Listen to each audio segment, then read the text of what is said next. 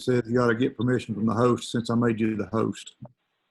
Okay, it's now recording. Okay, welcome everybody. If you can, please mute yourself by hovering around the bottom left-hand corner and clicking that microphone so that there's a red line through it. And if you have comments, you can put them in the chat or unmute yourself at the appropriate time. And I'll go ahead and get started with my introduction. I am the Regional Area Specialized Agent for Local Foods. I serve the far west region of North Carolina, and that includes Cherokee, Clay, Graham, Jackson, Macon, Swain, and Haywood County, as well as the Eastern Band of Cherokee Indians. And I want to thank Keith Wood, the Ag Agent in Cherokee County, for having me as a guest today on his Coffee and Conversation series. Thank you so much, Keith. And what's that, Keith? I really appreciate you coming and doing this for us. Well, this is actually one of my favorite topics to talk about, so I'm happy to be here. And I'll just, a little introduction for today. This is going to be fairly beginner level discussion of wild edible plants.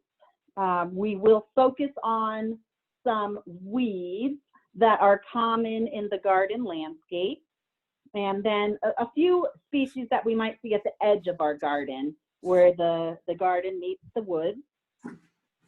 There are a lot of edible plants in Western North Carolina, so we're definitely not going to talk about every plant that you can eat, but we'll start with some of the more common ones, and then I definitely want to focus on some best practices and precautions for foraging and eating wild plants, so that you can do so in a safe manner and kind of have some ideas of what you need to think about as you learn what to identify and consume wild edible plants safely and healthfully. As we go along, I love participation from audience members, so please feel free to use the chat box or unmute yourself if you have a comment or question as we go along. Keith will be helping me to monitor the chat box so we don't miss anything. The first part of the agenda, we'll talk about some of those best practices. We'll start with a little history of our edible garden weeds, why it's so great to learn about your weeds, and how you can eat them. You know, we'll talk about getting started, precautions, best practices, as well as we'll then at the second half, we'll really take more of a deep dive into specific plants that can be found around here. Although I know some of you are joining from other counties, the thing with weeds or other counties or even other states, the thing with weeds is that they're really good at, you know, moving into disturbed areas, like a garden, which we would consider that soil disturbed because we've removed the original plants. And so you can find them up and down the country. And I think we even have someone from Canada. So I pulled for this presentation the common weeds that you can eat from Western North Carolina, but a lot of these can be found, you know, as far south as Florida and as far north as Canada. But yes, in that second part, I'd love to hear your recipes, how you eat them, any fun facts, things like that. Or maybe, you know, pet interactions. Like this here, pictured is lamb quarters that I mentioned at the beginning is my favorite because it's so delicious. But what I've learned is that lamb quarter also is, it tends to attract, if there's a mining insect in your garden, they will eat that lamb's quarters instead of, you know, the plants that you like, your tomatoes and things like that in your garden that you want to grow. So sometimes there's like some fun tips like that about how they help the garden, not just how delicious they are. So with that being said, we're going to go ahead and get started. For those of you that joined a little late, feel free to add some information in our chat box. We had an introductory activity where I asked your name, where you're joining us from, and any weeds that you like to eat. or maybe even you don't eat your weeds, but you have a lot of a certain weed. So throw it in there and we can talk about if you can eat it. Okay, so a little history. Well, so interestingly, a lot of the common weeds or edible plants that we have in our gardens, like dandelion and clover, stinging nettle, burdock, wood sorrel, things like that, they actually were brought here on purpose by the settlers from Europe.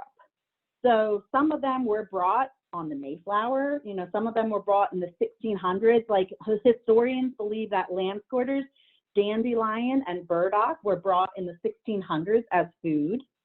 In the 1700s, things like thistle and Norway maple and wood sorrel started to be documented in the United States. In the 1800s, things like Japanese honeysuckle and garlic mustard, kudzu, and multiflora rose were brought. And they were brought for different reasons. Some were brought for food, some for medicine, some were brought because they were forage for livestock, and other things were brought because they were ornamental. One thing that we know from history is that a lot of these species spread quickly, and as I mentioned, they spread easily in disturbed sites. So as the colonists moved across the country, sometimes these plants that they could eat for food would actually spread before they did. So they would get to a new area and the dandelions would already be there. So they'd already have some food. So historians believe that you know, what these wild weeds that were brought here on purpose and the fact that they spread so easily was actually one of the reasons that the colonists, you know, were able to settle so many different locations across the United States, for better or for worse. So interesting history there. And one book that I really recommend is called Ecological Imperialism. It talks all about invasive species and how they helped colonists. Okay, so there's a lot of great reasons why you should try eating some weeds. One is that they taste delicious. Many of them taste delicious. Some of them are edible and they're not so delicious. So I might refer to something as a survival food because there's a whole class of edible wild plants that you can eat that will sustain you, but they're not very good. So we learn those just in case we get in some kind of survival situation. Many of the wild edibles are really rich in vitamins and minerals, as well as phytochemicals. And phytochemicals are chemicals that are found in plants that have a healthful property. A lot of times they have a purpose in the plant. So they can actually help the plant to fight disease, fight viruses, bacteria, fungi that plants get, or to keep away pests. And when we eat those plants, we actually have the same benefits. They keep, you know, they help us protect against viruses, bacteria, things like that. So also when you're eating your weeds, you don't need to treat them as much. So I guess it really depends on how large scale your garden is. But for me, I have a, you know, smallish garden. So, you know, I can eat some of the weeds there and it's great. It's a great addition to my salad with my lettuce. Some of them attract beneficial insects, like someone mentioned the creasy greens. They're great. They attract a lot of beneficial insects. And then, you know, just in case you ever find yourself in a survival situation, it's good to have that knowledge. And I'm sure there's lots of other benefits. If you want to add some to the chat box, please feel free. Okay, so next I do want to just give some credit to the people that taught me what I know about wild edible plants. And that includes some of my family members. My grandmother and my grandfather used to, you know, I remember one of my first memories is asking my grandmother why she was going to the yard to dig up roots and, you know, finding out about dandelion that way. Also, you know, I had an early interest in this. So when I was teen, I went to survival camp and I learned a lot there. I've also learned a lot from my friends who were like me and had grandparents that taught them. And then I've done a lot, I've hosted a lot of this is my first webinar, but I've hosted a lot of wild edible plant walks. And I always learn something from the people that join me on my walks. And so, you know, that's why I invite you to put some information in the chat box, because I'd love to learn from you here today. And I'm sure everyone else would love to learn. And there's also actually a lot of foraging communities. So there's Facebook groups and in-person meetups and things like that. There's a big community of foragers, especially here in Western North Carolina, that you can learn from. So you don't have to go about this alone. Now, as far as some of the things that we need to think about when we start eating wild plants is, first and foremost, you have to have a really intimate knowledge of that plant. You should never eat something that you're like, I think this is milkweed, but I'm not totally sure. Because a lot of plants have dangerous lookalikes, or if you eat them, they might be edible, but if you prepare them improperly, they could be toxic. So there's a lot to know, and you need to really know that. And what I was taught is you should be able to describe the plant, even if you're not, if you're not in front of it, you should still be able to describe it. You should be able to describe, how are the leaves arranged? What do the leaves look like? How many leaves are part of the leaflet? If there's a flower, what color is the flower? How many petals does it have? You know, things like, does it produce a milky sap? Is it a tap root? So there's all sorts of qualities, as well as the environment that it grows. Does it like moist soil? Does it like to be in the forest? Is it something that needs full sun? So you should be able to answer those questions. And on the right, I have some pictures of milkweed and dogbane. So milkweed is a delicious plant. And the way I like to eat it is in the spring, when it's just starting to grow. You can actually eat it kind of like asparagus. You can throw it in some boiling water. Some people don't like the flavor, so they recommend that you boil it a couple times, where you put the shoots in and then you boil it and you throw out that water and put it in different water. But the thing with milkweed is there's a very similar plant called dogbane that in the spring, when you eat those shoots, they look very similar. So dogbane, however, can actually make you very sick. So what you want to look for is like that sap. The milkweed's going to have more of that milky sap. And then also, as they get bigger, dogbane, milkweed just kind of goes straight up with the leaves coming off the main stem, whereas dogbane can have some, like, you know, it'll have these stems coming out with leaves growing on that. So, you know, you really need to make sure before you eat milkweed that you're sure that it's milkweed and not dogbane, because that could send you to the hospital.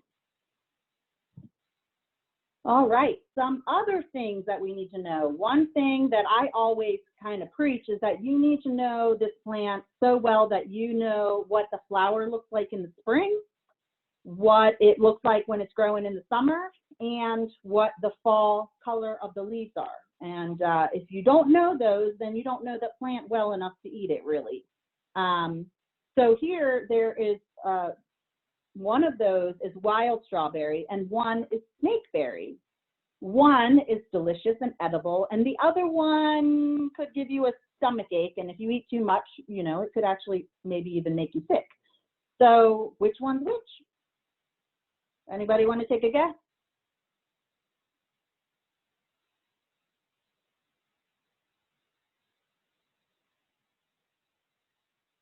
So while you're answering, I'll tell you that you know, that's right, Starlet got it. The white flower is the one that's the strawberry.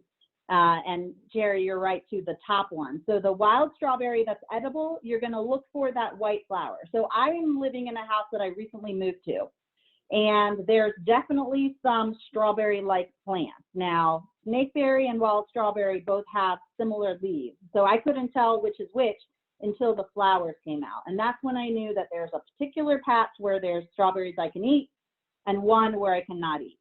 Now, as they're growing, another identification tip is that the wild strawberry that is edible has that droopy, the strawberries kind of droop towards the ground, whereas the snakeberry is, you know, looking up to the sun. So that is, so you need to know things like that before you really start sampling wild plants. There's lots of ways to eat your garden weeds. So you can eat the greens, which tend to be best tasting in the spring, cooked or raw. Me personally, I tend to eat a lot more raw greens in March and April, and then as they get bitter, as it warms up, I'll cook them. And then let's see, so grains and flours, a lot of things, seeds can be turned into grains. The picture of that bread down there is made from curly dock, seeds of curly dock. And then the jam there, that is actually made from redbud flowers. There's lots of, you can make teas, soups, candies.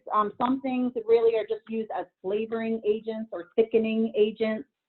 You know, some things, roots you're cooking like potatoes. So there's lots of ways to eat your weeds. Okay, so getting started. So I usually recommend, if you're really just getting started, maybe would be good to, if you want to take this seriously, to learn about your poisonous plants.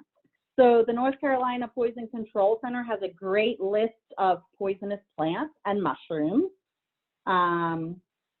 But, you know, that's, one of my teachers taught me that's where you start. You learn the poisonous ones first. Another next step is start by eating the plants that you already know. If you're sure that you know dandelions, then that's a good place to start. I also recommend going out with an expert or a friend that has this knowledge. For example, I recently, in my yard, I had this leaf that was growing around the yard.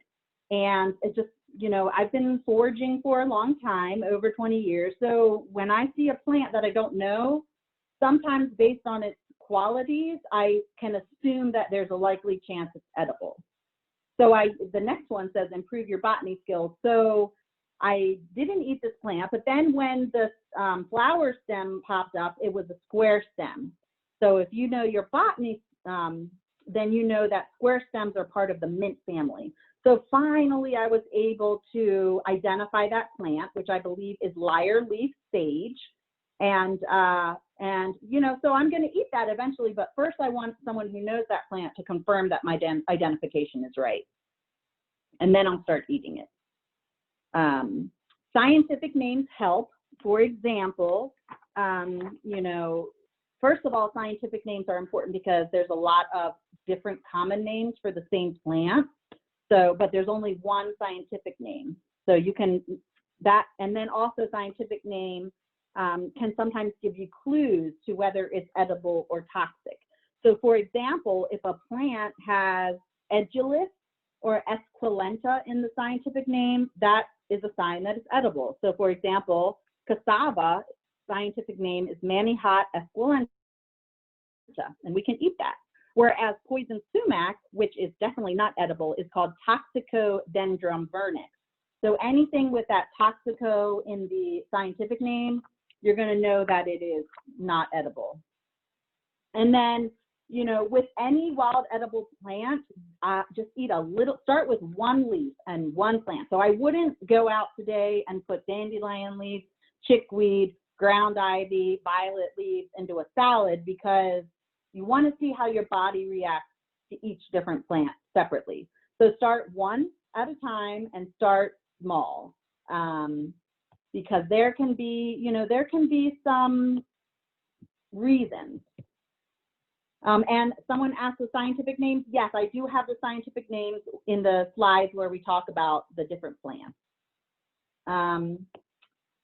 So let's see, poisonous lookalikes. So at the bottom, we have on the left, that is the leaf of a wild grape species. And then you have the leaf of moonseed, Canadian moonseed. Now, moonseed is toxic. It has berries that look like grapes, and it has,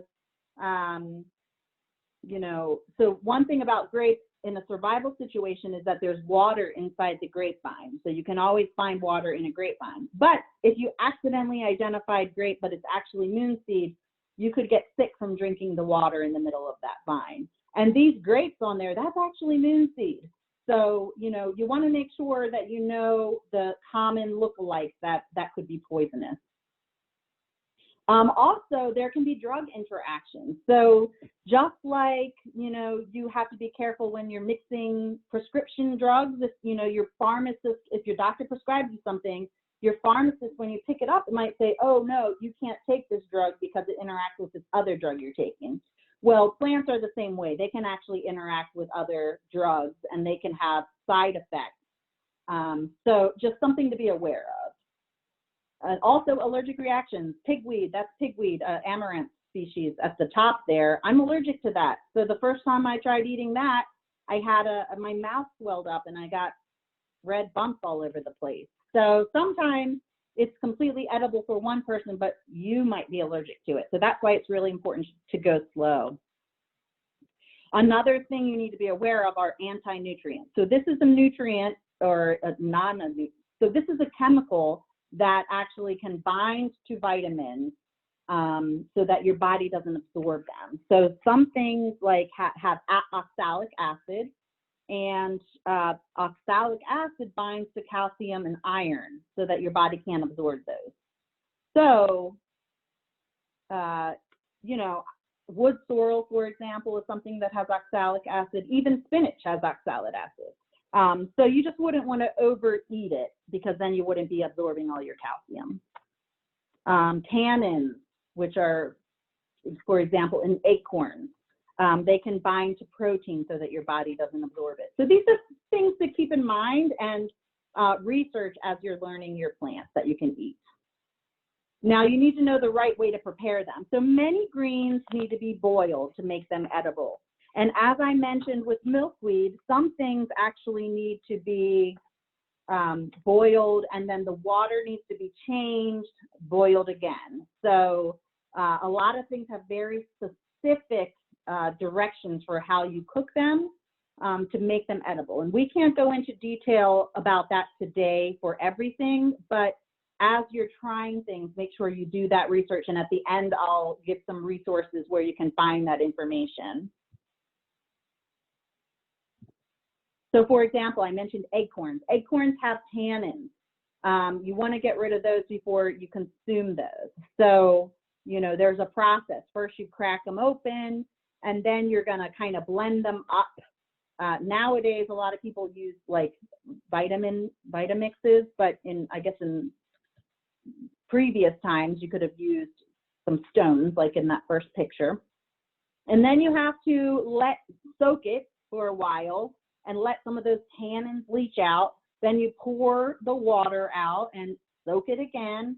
You know, it's just a long process. So something that, you know, you probably won't die if you just eat a raw acorn, but if you really want to enjoy it, there is a process to it. Now let's talk about harvesting. So you want to make sure that you harvest with considerations to your health, to the health of the individual plant that you're harvesting from, as well as the health of the population of the plant. So that top picture, that's ramp. So ramp, you know, if you want to keep a population, then I suggest you don't harvest the roots, you just harvest the leaves. However, some people love the roots, and so you just want to make sure if you're one of those people that wants to eat those bulbs, that you just don't harvest all of the ramps in an area, or that you plant some ramps to sustain the population. For certain, as far as harvesting for the best taste, there's certain times of the year. I mentioned greens are best in the spring, and roots are best both nutritionally, especially nutritionally and taste-wise, in the fall, because they spent all that summer time getting those nutrients and storing those nutrients, and they're just at their peak in the fall. For your own health, don't harvest from roadsides or unknown sites. I actually almost did this the other day. I was harvesting lamb's quarters from the garden I work in at the EBCI Extension Garden, and my colleague Ben, thank you, he's on this call, was like, hey Lisa, you know, that was just sprayed the other day, so with pesticides. So I was like, thanks, that is good to know. I don't want to eat that. So, you know, like kudzu, for example, is an edible green, but a lot of the kudzu you see on the side of the road has been sprayed, so it's not something you want to eat. So just to be mindful of that. If you're harvesting from a park or something, you can usually call in advance and make sure it's okay, and ask the last time that they used any chemicals on it. Okay, so some of you may be curious if you can actually, if you're farming and you're pulling the weeds from your farm, can you sell them? Sometimes you can. Here's a image that, you know, dandelion flowers are, people buy them for medicinal uses, or the roots. You could sell fritters. Nettle is a really popular thing. It's has a lot of great medicinal benefits. So you can sell it dried. I actually use fresh nettle medicinally because the sting helps my my arthritis actually. So I, you know, recently got a plant. Someone gave it to me, but I would have bought it so that I could have some nettle in a container on my deck, which I do recommend. If you're going to grow nettle, put it in a container because it's quite invasive, and if you put it in the ground, your neighbors will hate you. But you can cook with them fresh too, so that's something I see a lot of. And then, you know, burdock root, again, that's just all those different, if you look it up on Amazon, those are all the different people I saw selling it. So it's just something to think about. Sometimes you can also sell the seeds. So here for $2, you can you know, get money for your chicory seeds. All right, so now for the good part, we're going to talk about the plants of Western North Carolina. And I'm going to stop my share just for a minute because I want to show you what I found in my yard today. So if you have it on speaker view, you should be able to see me full screen. So here's some sassafras. This actually it's a tree, but it kind of grows like a weed in my yard. It's delicious. I eat just little bits of the leaf because if you eat too much, it can actually kind of have a narcotic effect. And then of course you can harvest the roots and make sassafras tea. So this is all just what I found this morning. Here is my, that's a violet leaf, very delicious. I throw it in salads. You can eat the flowers too. And some of these we'll look at the slides later. One of you mentioned this is your favorite to eat. It's greenbrier. Greenbrier is going to have those really distinct veins running through it, and it is a vine with thorns. Common plantain, Plantago major. This is from my driveway, so I probably would not eat it, but makes a good cooked green. Someone just mentioned this in the chat box. Wood sorrel. This I love wood sorrel because it tastes like sweet tarts if you've ever tried it. And it has these little pods that you can eat as well as the leaves. Again, with this, you don't want to eat too much. I have some maple. Maple, you can eat the seeds of the maple as well as most maples will give you a good sap. I have some black walnut here. Of course, this is not the part you eat. The nuts are not out yet, but you can eat them. They're hard to get. I learned that the best way to harvest a black walnut is to, you know, let them rot, throw them in the driveway, and drive over them. So that is a traditional way that a lot of people's grandmothers taught them how to do it. I'd love to hear a better way to do it. Let me know. These are some berries that are not quite ripe. Here we have dandelion. This is actually the strawberry. So this is from the patch that had the white flowers. Let's see, I have some clovers. Clovers are yummy addition to salad. And let's see, oh, here's some stinging nettle. My favorite, one of my favorite plants.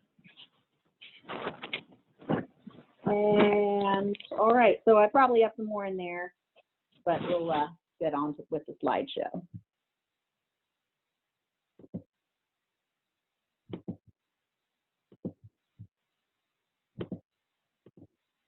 Okay, so I need to just find the slide we're on and we'll get resumed.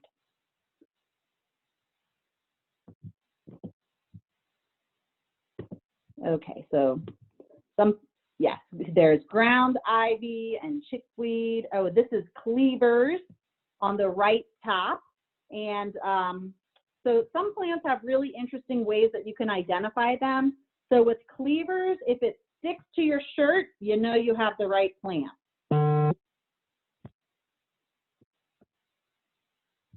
Let's see. Okay, so dandelion. I like to start with this for a reason. Dandelion, pretty much the whole plant is edible, so you can eat the flower. There is some dandelion flower fritters. You can make wine with it. You can eat the leaves. I think this time of year, I'd probably cook the leaves. They're probably a little bit bitter at this point of the year, but in the spring, they're delicious raw. You dig up the root. So I like to actually dig up dandelion root, burdock root, and chicory root in the fall. I roast them on a pan in the oven, and then I grind them in a coffee grinder, and I store them in jars, and then I mix that with my coffee throughout the year, and it's delicious. Dandelion's pretty safe. You know, most people are going to get it right. It does have some look-alike plants like cat's but and chicory, without the flower, but the look-alike plants are also edible. And, you know, so it's pretty safe. Now, you can eat it at medicinal levels, which you'd want to eat more. But again, you know, just be careful. For example, if you're on diuretics, you probably wouldn't want to eat too much dandelion, because dandelion's a diuretic as well, and you just don't want to have that much. Now, dandelions are rich in vitamin A, a variety of B vitamins, calcium, and potassium. Whoops, sorry about that.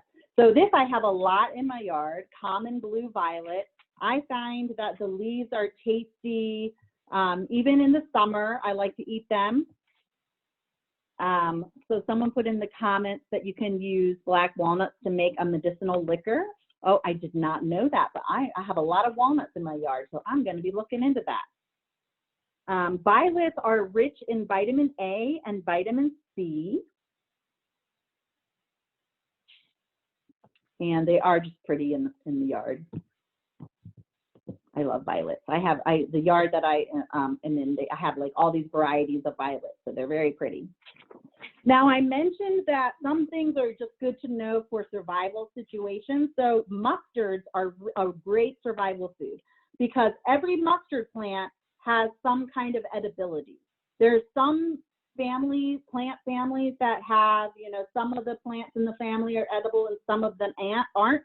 And then there's some things where it's whether you have the plant identified to a species or not, it's probably, you're pretty safe. And mustards are one of those. And mustards, you can eat the flowers. They're delicious. If you ever grow something in the mustard family, like broccoli or Brussels sprouts or kale, and you let it go to flower, they're just so great. I just love throwing them in the salad. Once the flowers turn to seed, you get that mustard seed, and I mean, it's a lot of work, but you could theoretically harvest mustard seeds and grind them into a mustard, you know, whether it's a mustard seed variety you get from the store or whether it is, you know, what you harvest yourself. And the leaves are edible, though they're best cooked, in my opinion. And I think they're best cooked for a while. So I know my friends that eat mustards, you know, we all agree, cook them at least a half an hour, really. Mustards are full of vitamins. They have calcium, phosphorus, potassium, iron, vitamin A, a variety of B vitamins, and vitamin C. Garlic mustard, also in the mustard family, is delicious. It has that garlicky flavor. I love to add it to salads in the spring. Garlic mustard is very invasive though, so if you're not harvesting from your own property, you want to make sure it hasn't been sprayed. Garlic mustard tends to be a plant that like park rangers and things like that will see as highly invasive, and so it does tend to be sprayed with pesticides in public places.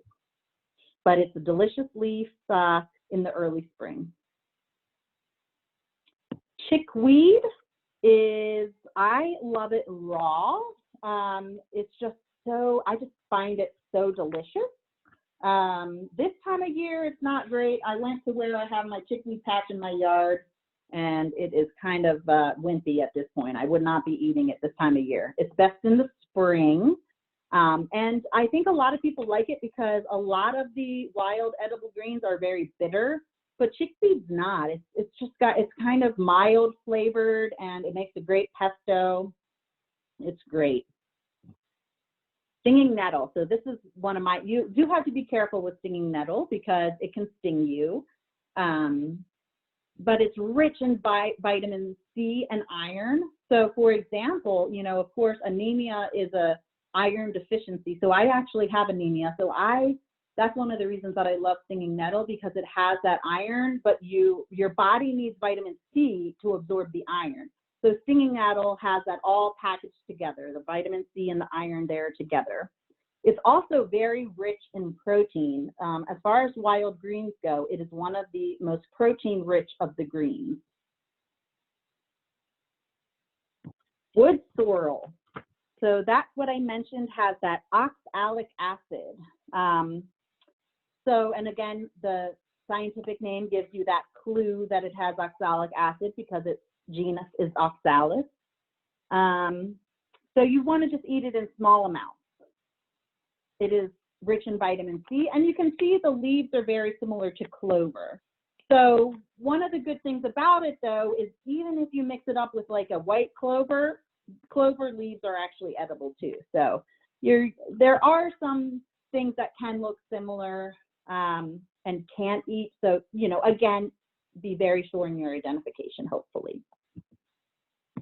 Pine. So pine, again, is another one of those plants that I would consider a survival food because pretty much every pine has some kind of edibility to it. You can eat the pollen, you can eat the pine nuts in some species. A lot of the pine nuts that we eat, that we get from the store, from the pinon pine that don't grow around here, but whether it's that pine nut or another pine nut, they're all going to be edible. Personally, I like to make a tea with some leaves, or I just nibble on them because they're very rich in vitamin C. So it's a good thing to have some pines around. And the nuts, they're rich in phosphorus, iron, and vitamin C. And then in that middle there, that's actually a picture of frying the inner bark.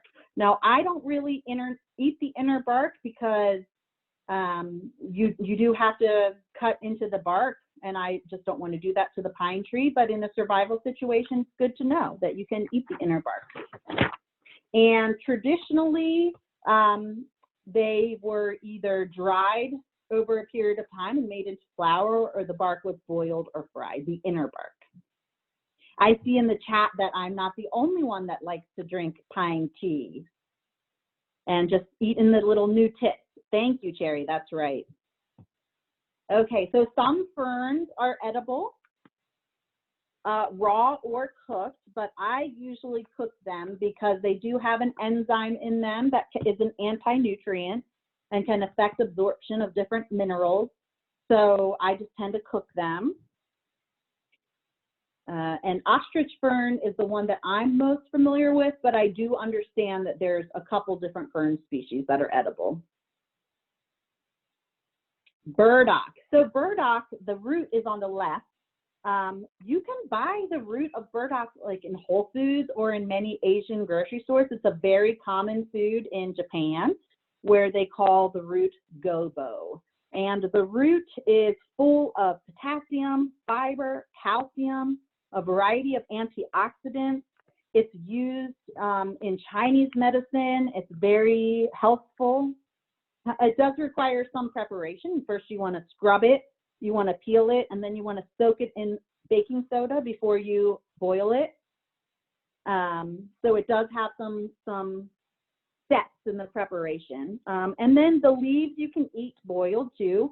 Now, traditionally with the root, burdock is a biennial. So the first year, the leaves are kind of towards the ground and they don't get too high. And then that second year, it sends up the spike and the burrs. And that's when you want to harvest the root that second year. But when you harvest the root, you're pretty much taking the plant. So you want to make sure you don't harvest all the roots that you see. You want to leave some to regenerate. Berries. So there's lots of great berries here in Western North Carolina. What I have pictured are wineberry on the top left.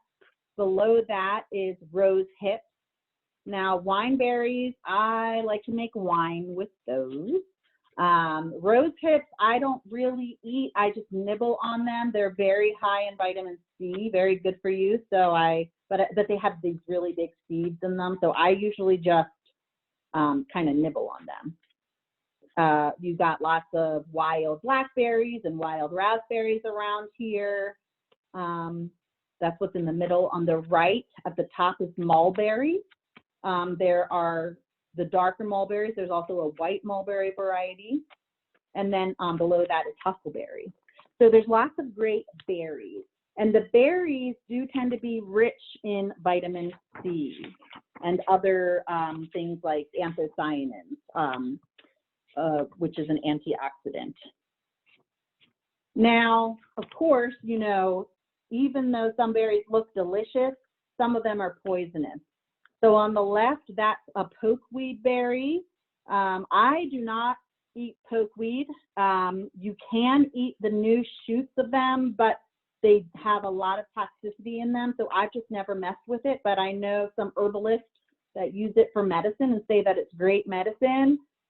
Since it does have that toxic element to it, I just leave it be. And on the right is baneberry. So just be aware that not all berries that look delicious or even that birds eat, because sometimes people think, okay, well, if animals or birds eat it, then it's fine for me, but that's not true. You really want to make sure you're very, very sure that it's what you think it is and that it's edible. Greenbrier. Again, this is best in the spring. It does tend to get tough over the summer, but any of the greens can be eaten throughout, you know, really any time. You just want to cook them so that they soften up. They might not taste great, but they're still edible. And then certainly bitter foods can actually be helpful for certain health conditions. So I'm not going to get into that too much, the medicinal side, but just mention it. A plant that's new to me since I've been working with at the Office of the Eastern Band of Cherokee Indians is sochan. So that is a very common edible green that's eaten around here, and I am just starting to get to know it. It is rich in vitamin A and vitamin C. It does tend to grow in shady areas, so I know that a lot of people actually move it closer to their house or even plant it in their garden. And it does require some processing, so you're going to need to parboil it before you prepare it. And since it's kind of new to me, I'd love to hear in the chat box if anyone has any good recipes. I've had it once prepared with some bear meat, and it was delicious, and that's the only way I've had it. Thistle is another good survival plant because thistle's easy to identify, common, many parts of it are edible, and you know, most thistles are going to have some edibility. So it's a great food to know for survival situations. You can cook the greens, you know, just be careful of the spines. I usually remove the spines. And then it doesn't taste great. So personally, if I'm going to cook a thistle green, I'm going to boil it. I'm going to throw that water out and I'm going to boil it again. That just makes it taste better. You can also peel the thorns off or the spikes off the stem and cook it like asparagus.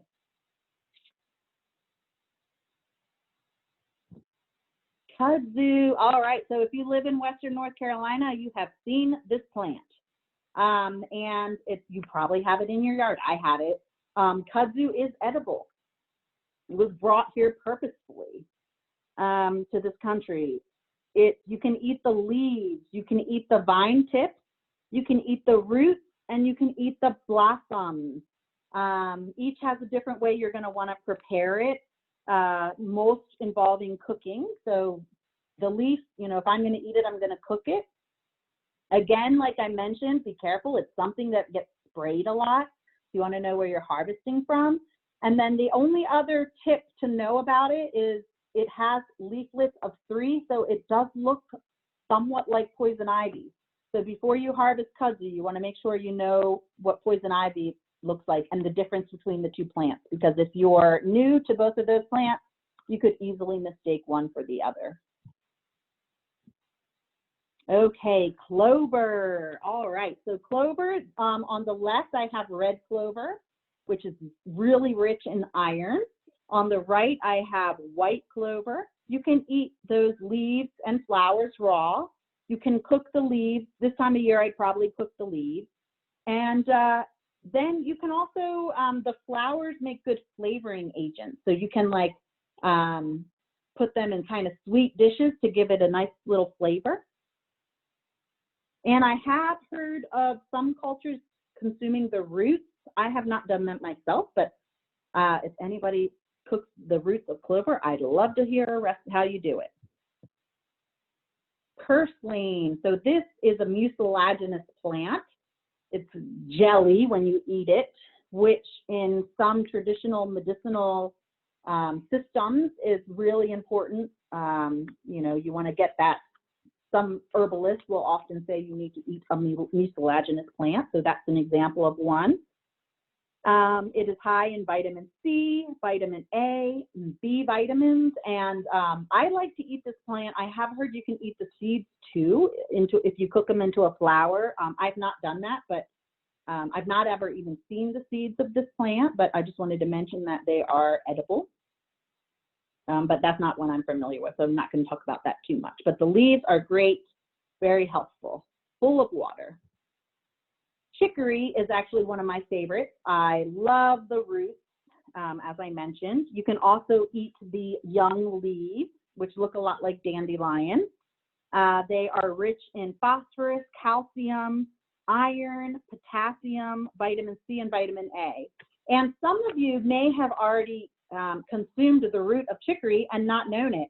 If you've ever been to New Orleans and gone to Café du Monde and had the coffee there, the fabulous coffee, it's actually is mixed coffee and chicory root. So some of you have had this already. Prickly lettuce, we have this a lot in our garden here over at EBCI. Black tuca is a common genus for both like regular lettuces that you get out of a seed pack. A lot of them are lactucas, and then a variety of wild lettuces. I boil them. They do have some spines on them, but the spines, just like most spiny greens, they're going to kind of dissolve when you boil them. Prickly lettuce, the identifying feature there is that it has that that leaf that attaches like around the stem. So that's how you can identify that delicious plant. Common plantain. So I bet no matter where you are, you have this somewhere on your property. This is very common. Lots of parts of the plant are edible. You can eat the leaves. They're best raw in the early spring, but this time of year you could certainly boil them. And then later in the season, that shoot there is going to create some seeds. So I think I actually harvested one this morning. Here we go, if you can see me. You know, so this is just the flower buds, but in a few months there'll be seeds on them. And you also may have eaten those. You can buy those in the store. They're really good if you get constipated. They sell them as psyllium husks. That is plantain. It's the seeds of plantain. So they're put in a lot of things that are good for constipation. I actually just like to roast them when they're ready and throw them in a trail mix. That's how I tend to eat the seeds. The leaves are very high in vitamin A and vitamin C. And I think this is my last plant we'll talk about, lamb's quarters. I mentioned it's my favorite to eat because it's just so delicate and flavorful. It cooks really nicely. I tend to eat them when they're small. I find they have the best flavor that way, but you can certainly eat the leaves at any point. Just boiling them will make them taste better.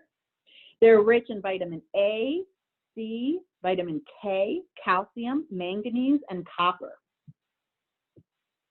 All right, so my last slide, and just about time, is resources. So the best resource is going to be an expert to guide you, whether that's taking a class like this, or there's actually quite a few experts in the region that do tours that can charge you. They'll come to your property and, you know, for a modest fee, some are as cheap as $10, some are more, kind of depending on how much they value their knowledge and how experienced they are. But there's definitely, and feel free to email me. I can put you in touch with somebody if you're in the region. There's a lot, Extension has a lot of fact sheets and websites around the country, whatever your state is, whatever state you're in, you might have a fact sheet about it. Also, the USDA is a really good place. They have that plant database that can help you with identification. If you want to learn more for, like, maybe you have a lot of health conditions, I would recommend seeking out a registered herbalist to help you. And then as you experiment, if you have health conditions or you're on medication, you want to keep your doctor informed. As I mentioned, there can be some interaction with drugs, or for example, if you're on a restricted diet, like let's say you're on a renal diabetic diet, which is for people with diabetes and kidney disease, you really want to be careful because a lot of these greens are high in potassium. So some books. So the last thing I'll do, and I know it's almost 10, if you need to leave, that's fine. But you want to have a good key. So a key, like the Vascular Plants of Blue Ridge or the Vascular Flora of the Carolinas, is going to, it's kind of funny looking. It's like a maze, you know, you kind of go and or a game, you start and you look at things like how the leaf bud looks and where the nodes are and how the leaves look, and you identify it that way. So it's usually called Guide to the Vascular Plants or Guide to the Vascular Flora, and that's what a botanist is really going to use. So I have my book still from Florida. I have to get my book for North Carolina. Sometimes there's good picture books. So, you know, a wildflower book I like this one, Newcomb's Wildflower Guide. If I'm looking at trees and shrubs, I love the Peterson Guide series. You know, they have one for edible plants and medicinal plants. So those have more pictures, so it's easier to identify it. I love this book, and if there's one book that I recommend for you, it is this, The Forager's Harvest, because it has identification features, but it also talks a lot about preparation, how to prepare it right. If you want to learn more about some of how the plants would be used in this area, I have this cool little book I got a long time ago called Cherokee Plants. And if you're in other parts of the world or want a more extensive, this is also a really good book, Native American Food Plants. Talks about 1,500 different plants in alphabetical order. This doesn't go into great detail, so it's a place to start, and then you can follow up with other information. And then lastly, you need some recipes. So I have a couple books that, you know, have some good recipes for things like hickory nut stuffed eggs. And then just one more thing I'll show you is books on weeds are really good to help you with your identification. I love this book, Weeds of the Northeast. I do believe they have one that's called Weeds of the Southeast, but this is the one I have. I was born in Baltimore, so just a great way to identify your weeds. And then, you know, just good botany books. Like I love this book, Plant Identification Terminology. I do not know why I just drew on there. That is interesting. But, you know, I also like this book called Botany in a Day. So that's all I have. I'm going to check the chat box one last time. And thank you. I see some great things in here. That you're going to try some pine tea. Thank you. And I almost forgot, I do have my information on my last slide, so I'm actually going to put that up. So yeah, so feel free to call me or email me. You can, at NC State, we have 2 emails. So the one Keith put in the chat box is also going to work. Let's see. So thank you to all of you for sharing your Tuesday morning with me. And I will be following up with an email. We'll give you a link to the recording. send you an evaluation and a couple fact sheets that I would recommend as a place to start. So that will probably be tomorrow. I'll get that email out. So thank you, everybody. Any final questions? All right. And Keith, do you help? I know, Keith, that a lot of agents go out to farms and help with identifying weeds. Is that something that you offer for Cherokee County residents? I can try. Yeah, I've a few weeds I can identify pretty well, the ones that most farmers fight, but some of these other things, like maybe some of the plants in the forest and things like that, may be a little bit more difficult for me to identify, but I can always take a picture and send it off across the net. But it's never, anytime you do a picture, of course, you're never going to get 100% identification. There's different ways you key them out, especially for some of the look-alike plants, and if you want something you're going to eat. But yeah, I can do what I can, try to help identify something. Great. And for those of you that are not in Cherokee County or Western North Carolina, I don't know about Vancouver. There's someone here from Vancouver, but I know in the United States, every county has an extension office, and most counties have an agriculture agent. And so there you can really turn to learn more about the weeds on your own property and whether they may or may not know whether you can eat them, but a lot of times they'll know how you can deal with them. So my advice is, if you can eat it, do it. So, all right. Well, thank you everybody for joining us today. It's been a joy. I really appreciate all the comments and engagement, and definitely look forward to hopefully seeing you again on another webinar soon. Lisa, I sure appreciate you doing this. I don't know about everybody else, but I learned a lot anyway. Yeah, and I'll just lastly mention that one of the programs that I work with is the Empowering Mountain Food Systems program, and we promote a lot of our webinars on Facebook if you want to find us there. All right.